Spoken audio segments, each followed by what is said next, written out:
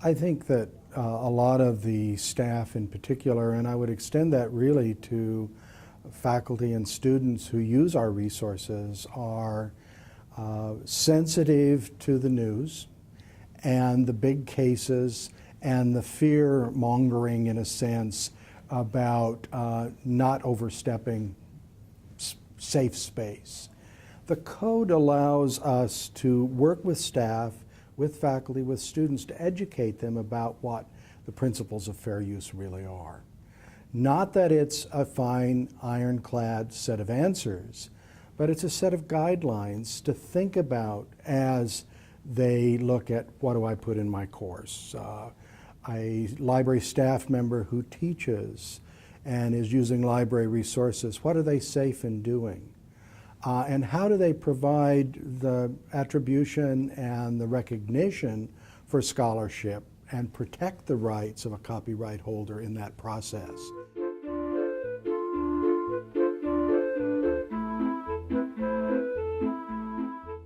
And I think that fair use haven, if you will, pushing the envelope a little bit, encouraging staff to think about risk, but also think about opportunity at the same time, is really, really critical, and why the code really helps in getting them to think more broadly about what their risk comfort levels are.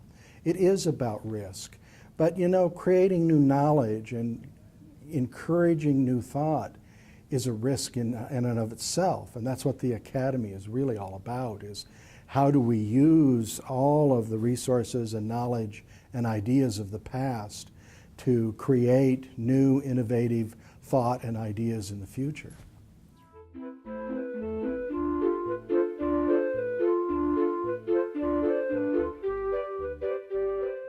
So we've used the code in a couple of ways. First and foremost, we did the orientation sessions. And what I found interesting, for example, were the questions being raised by, say, the chair of our library committee on the Faculty Senate Library Committee, in terms of, I didn't know you could do that. Is that really something that can be done? Do I really own those sorts of things? Am I really in control of my scholarship? All this set of questions that now we can talk about in new and different kinds of ways, and that it's not about here's the prescription, and if you follow these 96 steps, you can be assured, because this isn't a game in which that works that way.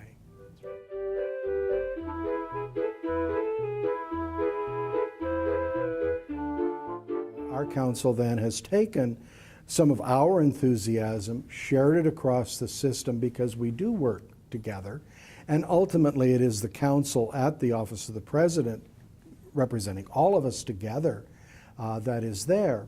And so she's helped us take that to a system-wide level that will look at how do we make this part of practice, not guidelines or policy, but practice within the whole university system. That helps us then get it out to where it's recognized by faculty in their execution of how to look at fair use.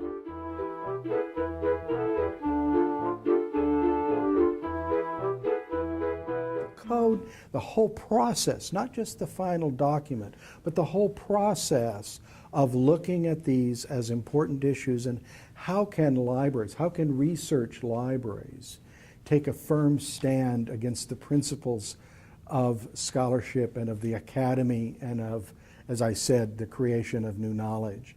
The whole essence of the Copyright Act was to promote arts and sciences. The Academy forever has been about promoting the arts and the sciences and creating the next generation of scholars. We're going to have a good next generation of scholars. They have to be ready and able and willing to deal in this arena of fair use.